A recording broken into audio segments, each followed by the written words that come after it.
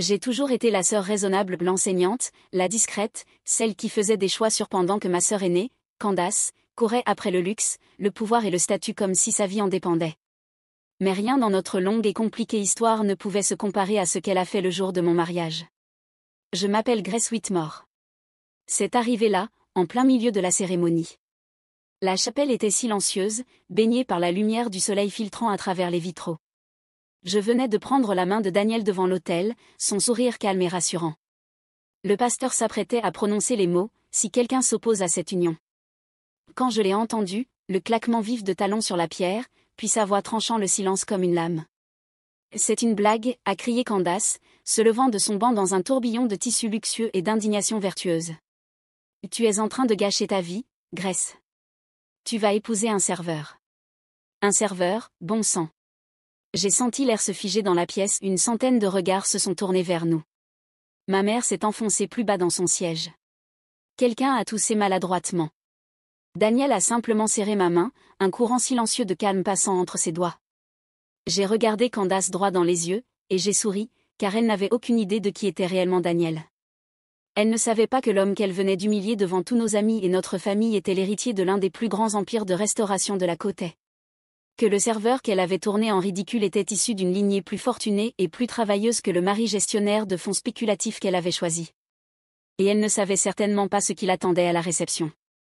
Alors j'ai souri non par arrogance, mais parce que je savais quelque chose qu'elle ignorait. La tempête qu'elle avait déclenchée se terminerait par un silence stupéfait sous des lustres de cristal. Et l'homme qu'elle avait méprisé ferait preuve de plus de grâce qu'elle n'en avait jamais connu. Quel cri donc! Ce n'était pas le vrai spectacle. La véritable révélation était encore à venir. Et elle allait tout changer. Candace et moi n'avons pas toujours été comme ça.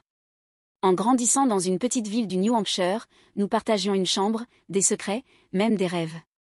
Mais à un moment donné, peut-être lorsqu'elle a été acceptée à NYU et que moi je suis restée plus près de chez nous pour aller à Princeton, nos chemins ont commencé à se séparer. Le sien l'a menée vers les galas au champagne et les week-ends en yacht. Le mien s'est ancré dans les salles de classe et les plans de cours. Quand elle a épousé Brandon, un gestionnaire de fonds spéculatifs de 10 ans son aîné, toute la famille Whitmore l'a accueillie comme si une princesse venait d'arriver. Je me souviens encore de mon père chuchotant, « Elle a réussi.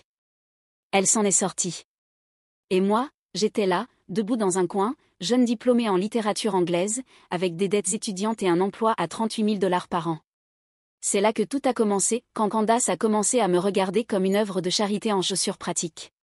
Avec le temps, ses jugements sont devenus plus tranchants. À chaque fois que nous nous voyions, il y avait ces commentaires déguisés en compliments, « Tu conduis toujours cette vieille Camry » ou « J'admire ta simplicité ». C'est très inspirant. Je n'ai jamais riposté. Pas une seule fois. Je souriais, je buvais mon eau citronnée, et je changeais de sujet. Mais tout a pris un tournant le jour où je lui ai parlé de Daniel. Daniel Rivera dirigeait un charmant petit restaurant italien juste à l'extérieur de Boston quand nous nous sommes rencontrés. Il essuyait les tables, saluait les clients par leur nom, se déplaçait comme s'il appartenait à cet endroit. Il m'a offert des serviettes supplémentaires quand j'ai renversé mon soda sur ma jupe. Nous avons discuté pendant 2 heures après mon repas, et dès le 2e rendez-vous, j'ai su que c'était avec lui que je voulais construire ma vie. Quand j'ai annoncé cela à Candace, elle a éclaté de rire. Pas un rire poli. Un rire qui vous fait sentir que vous avez profondément déçu quelqu'un. Tu sors avec un serveur, Grace. Avec ton niveau d'études, avec notre nom de famille. Il est bien plus que ça, ai-je répondu. Oh, j'en suis certaine, a-t-elle répliqué en sirotant son vin. Il doit être très passionné par la lasagne. C'était ça, Candace. Tout se mesurait en dollars, en diplômes, en marques de luxe. Ce qu'elle ne savait pas et ce que Daniel et moi avions décidé de garder pour nous, c'est qu'il n'était pas seulement un gérant de restaurant. Il était le Rivera, le fils unique du défunt Raphaël Rivera, fondateur du Rivera Hospitality Group, une chaîne de restaurants, d'hôtels-boutiques et de clubs gastronomiques privés sur toute la côte. Mais Daniel avait fait une promesse à son père avant sa mort. Il apprendrait le métier depuis la base. Alors, après avoir quitté son poste de direction, il est retourné en bas de l'échelle. Pas de badge, pas de bureau d'angle. Juste des tabliers tachés de graisse et des journées de 12 heures debout. Je veux connaître chaque poste que je serai amené à superviser un jour, m'avait-il dit. Le jour où j'oublierai ce que c'est que de passer la serpillière, je perdrai le droit de diriger. Je l'aimais pour ça, non seulement pour le principe, mais aussi pour la manière dont il le vivait réellement. Alors nous n'en avons parlé à personne. Pas à ma famille. Pas même à ma mère, qui, Dieu la bénisse, était trop polie pour poser des questions, mais semblait toujours perplexe face à nos dîners dans des restaurants avec voituriers. Daniel l'avait parfaitement résumé. Laissons-les juger. La révélation n'en sera que plus savoureuse. Le mariage avait été conçu pour nous ressembler, petit, significatif, profondément personnel. Nous avions choisi une chapelle nichée dans les bois du Vermont, avec des bancs en chêne blanc et une musique d'orgue douce. Rien à voir avec la réception grandiose de Candace dans un vignoble à Napa avec 4 étages de gâteau. Dans les semaines précédant le mariage, Candace était devenue de plus en plus hostile. Elle a acculé ma mère avec des mises en garde, dit à ma tante de ne pas gaspiller son billet d'avion, convaincu de nos cousins que je faisais une erreur par désespoir. Et pourtant, je n'ai pas flanché. Parce que Daniel n'était pas le pari risqué qu'elle croyait. Il était la vérité qu'elle ne pouvait pas reconnaître, parce qu'elle avait oublié à quoi ressemblait l'authenticité. Mais elle allait bientôt s'en souvenir devant tout le monde, et aucun verre de vin, aussi élégant soit-il, ne pourrait la cacher quand ce moment arriverait. Le matin de notre mariage était calme et vif. L'air frais du début octobre était juste assez frais pour donner au monde un sentiment de clarté et de vie. La chapelle se dressait comme sortie d'un tableau, nichée entre 2 hauts pins, sa pierre vieillie et ses poutres de bois baignées d'une douce lumière dorée. Dans la suite nuptiale, je restais immobile pendant que ma mère ajustait mon voile, ses mains tremblant plus d'émotion que d'âge. « Tu es magnifique », murmura-t-elle en remettant une mèche derrière mon oreille. « Et prête ?» Je lui souris, plus reconnaissante que je ne saurais le dire. Les mois précédents avaient été un tourbillon de critiques murmurées, de réponses hésitantes aux invitations, et de tensions si lourdes que mes épaules en étaient douloureuses. Mais aujourd'hui, rien de tout cela ne comptait. J'allais épouser Daniel, l'homme qui me préparait du thé quand j'avais des migraines, qui lisait de la poésie avec moi les dimanches pluvieux, qui savait exactement quand se taire et quand parler. Je pensais que nous avions enfin passé le plus dur, jusqu'à ce que les portes de la chapelle s'ouvrent en grand. Nous étions à la moitié de la cérémonie. Daniel et moi venions d'échanger nos vœux, nos mains étroitement jointes, lorsque le pasteur se tourna vers l'assemblée avec la phrase traditionnelle. Si quelqu'un ici s'oppose à cette union, qu'il parle maintenant ou se taise à jamais. Il y eut un souffle, un moment de silence, puis, clic clic clic. Le bruit de talons hauts, reconnaissable entre mille, calculé, délibéré. Candace se leva avec l'assurance d'une femme montant sur une scène qu'elle pensait posséder. C'est insensé, annonça-t-elle, sa voix résonnant dans la chapelle comme une sirène. Grace, tu fais une erreur. Tu es en train de ruiner ta vie. Le pasteur s'immobilisa. Des murmures traversèrent les rangées. La main de Daniel ne bougea pas, mais je sentis ses doigts se raidir légèrement. La robe de Candace était en soie bleu marine, taillée à la perfection, son rouge à lèvres impeccable. Son expression, une indignation parfaitement contrôlée, elle avait manifestement répété ce moment. Tu épouses un serveur, Grace, lança-t-elle. Tu as complètement perdu la tête? Tu étais major de ta promo. Tu avais des options. Et voilà ce que tu choisis? Je la regardai calmement. Mon père tenta de la faire taire depuis le premier rang. Candace, ça suffit. Mais elle continua d'avancer, ses talons résonnant comme un jugement sur l'allée de pierre. Ne viens pas pleurer quand tu te retrouveras à découper des coupons dans un studio au-dessus d'une pizzeria. Je ne répondis pas. Daniel non plus. Il me jeta simplement un regard, le même calme patient, avec une lueur de malice que moi seul savais reconnaître. On lui dit, articula-t-il en silence, amusé.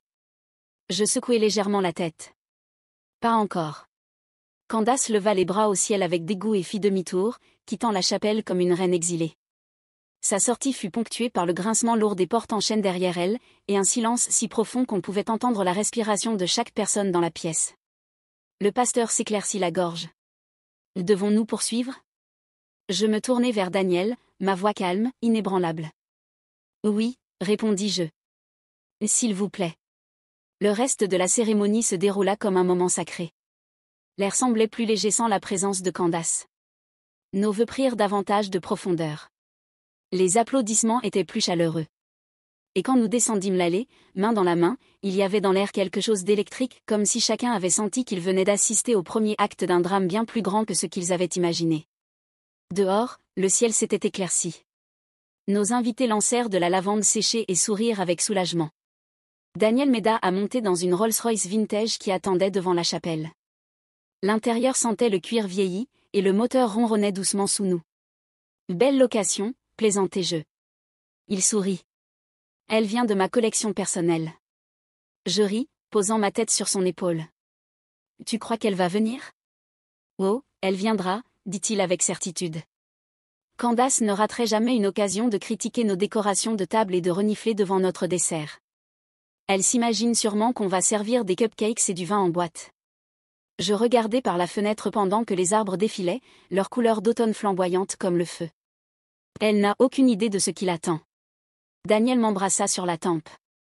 Elle le saura bientôt. Et sur ces mots, nous roulâmes vers le second acte, là où la vérité, comme le meilleur des vins, attendait patiemment d'être débouchée. Le Rivera Grand Réserve se dressait au sommet d'une falaise tranquille surplombant l'eau, sa façade en calcaire resplendissant d'or sous le soleil de fin d'après-midi. La plupart des gens à Boston connaissaient le nom. Peu y avaient mis les pieds. Ce n'était pas le genre d'endroit que l'on réservait sur OpenTable. On y entrait sur invitation si on avait de la chance. Et cet après-midi-là, il était fermé au public, réservé entièrement à notre réception de mariage. Quand notre voiture s'est arrêtée devant l'entrée, j'ai vu les invités descendre des navettes, leur visage passant de la surprise à l'incrédulité. J'ai entendu quelqu'un murmurer derrière nous. Attends, c'est le Rivera Grand? Comment ils ont réussi ça? Daniel m'aida à sortir de la voiture, sa main posée fermement dans mon dos. Il affichait ce même sourire calme qu'il avait toujours, mais je savais mieux. Ses yeux brillaient d'anticipation. Il avait attendu des années pour ce moment, pas pour frimer, mais pour révéler qui il était vraiment. Pas seulement à ma famille, mais à tous ceux qui avaient un jour sous-estimé ce que l'humilité pouvait dissimuler. Les portiers s'inclinèrent et ouvrirent les immenses portes vitrées. À l'intérieur, l'air était frais, parfumé au romarin et aux agrumes. Des lustres en cristal scintillaient au plafond, reflétés par le marbre poli au sol. Des serveurs en gants blancs glissaient silencieusement entre les invités, portant des flûtes de champagne et des amuse-bouches dignes de tableaux. L'effet fut immédiat. Les pas ralentirent. Les conversations se firent murmure. Ce n'était pas juste élégant. C'était prestigieux. Bien trop prestigieux pour quelqu'un comme moi, pensaient sans doute certains. Et encore plus pour un serveur. Et puis Candace arriva. 20 minutes en retard, comme toujours. Ses talons claquaient sur le sol avec grâce calculée, jusqu'à ce qu'elle s'arrête net. Je l'observais depuis l'autre côté de la salle alors qu'elle balaya l'endroit du regard, les sourcils froncés. Ça doit être une erreur, dit-elle à voix haute, suffisamment fort pour que les invités proches entendent. Ils ne font pas de mariage ici. Elle s'approcha de moi avec un étrange sourire. Grace, ma chérie, c'est quoi cet endroit? Quelqu'un a fait jouer ses contacts? Avant que je ne puisse répondre, une voix derrière moi déclara doucement. Aucun passe-droit, juste la famille. Daniel s'approcha de moi, parfaitement à l'aise, parfaitement maître de lui. Candace cligna des yeux en le regardant. Je croyais que tu travaillais à la trattoria de Lucas. C'était le cas. Parfois j'y retourne encore, répondit-il. Excellente cuisine. J'y ai beaucoup appris. Mais ici, c'est le Rivera Grand. Et je suis Rivera, ajouta-t-il doucement. Elle ne comprit pas tout de suite. Il fallut quelques secondes. Puis elle fronça les sourcils. Rivera? Comme dans Rivera Hospitality Group? Une nouvelle voix l'interrompit avant que Daniel ne puisse répondre. Daniel. Les têtes se tournèrent. Un vieil homme, élégant dans un costume bleu marine impeccable, s'approchait, sa canne claquant doucement sur le sol. Ses cheveux argentés étaient soigneusement coiffés, et sa simple présence sembla faire taire toute la pièce, comme si la gravité elle-même s'était inclinée devant lui. « Grand-père, dit Daniel en souriant. » Alfonso Rivera prit Daniel dans une étreinte ferme, puis se tourna vers moi et m'embrassa sur la joue. « Alors c'est toi, la femme qui a enfin convaincu mon petit-fils d'arrêter de se cacher dans les cuisines. » Il se tourna enfin vers Candace. « Et toi, tu dois être la sœur. On m'a dit que tu as causé tout un scandale à l'église. » Candace rougit. « Je ne savais pas. » « Ah, oui, dit Alfonso froidement. « Et tu ne savais pas que mon petit-fils était juste un serveur. » C'est ce que tu as dit, non? Une flûte de champagne glissa des doigts de Candace et se brisa sur le sol.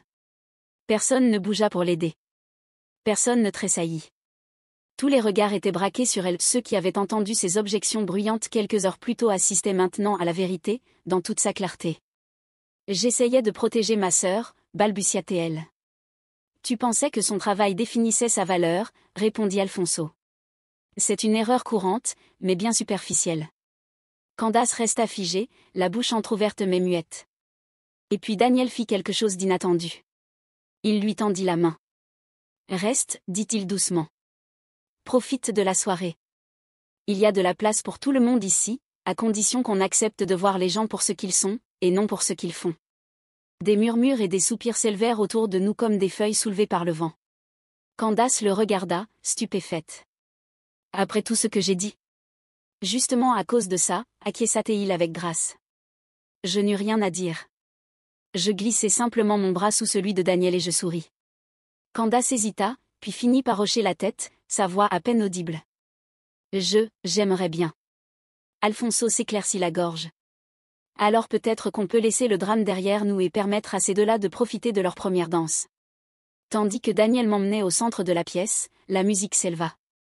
Je jetai un coup d'œil par-dessus mon épaule et aperçus Candace debout, seule, les yeux brillants, la posture plus humble, observant une vérité qu'elle n'aurait jamais cru voir. Ce n'était pas juste une révélation. C'était un règlement de compte. Et ce n'était que le début. 10 mois passèrent. Daniel et moi avons emménagé dans une modeste maison en briques surplombant le port de Boston. Malgré sa richesse, nous vivions simplement, volontairement.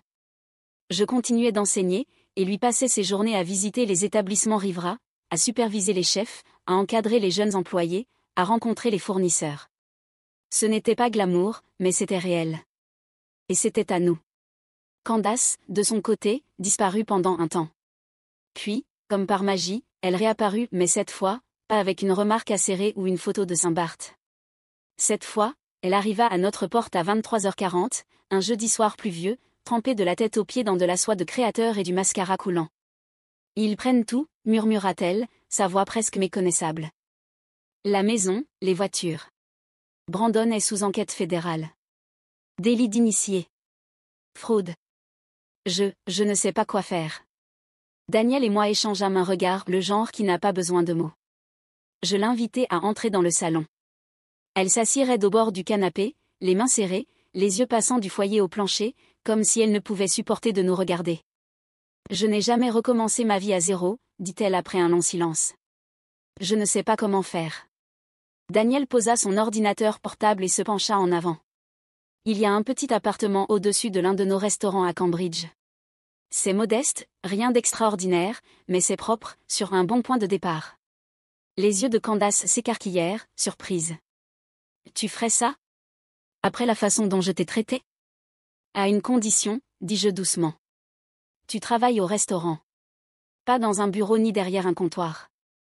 Tu commences là où Daniel a commencé. Tu fais le travail plonge, service, préparation, fermeture, tout. Elle me fixa, muette de stupeur. Je ne te punis pas, ajoutai-je. Je t'offre une chance du genre que tu n'as jamais offert à personne d'autre. Un long silence suivit, puis elle acquiesça. D'accord, murmura-t-elle. Je le ferai. Mais je ne sais pas comment être doué dans quelque chose de vrai.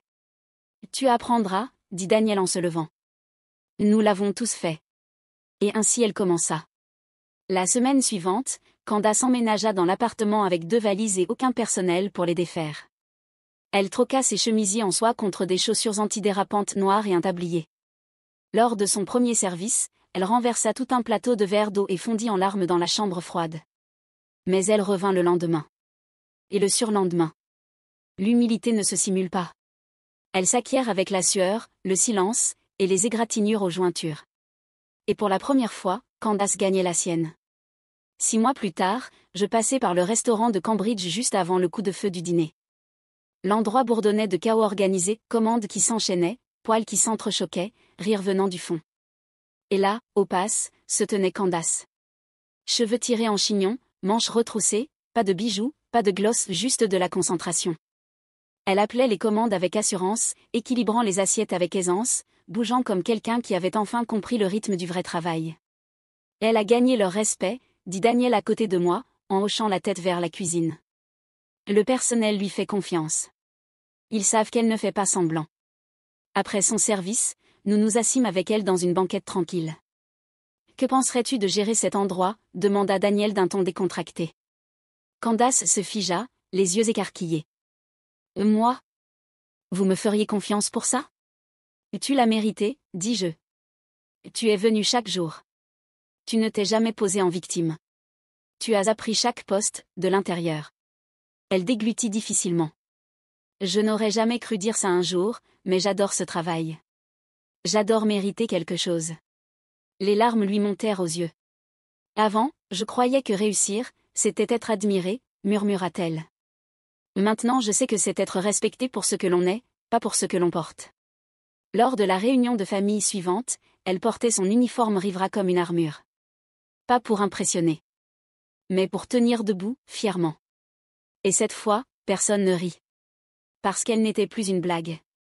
Elle était la preuve que les gens peuvent changer s'ils acceptent de se salir les mains et d'ouvrir leur cœur.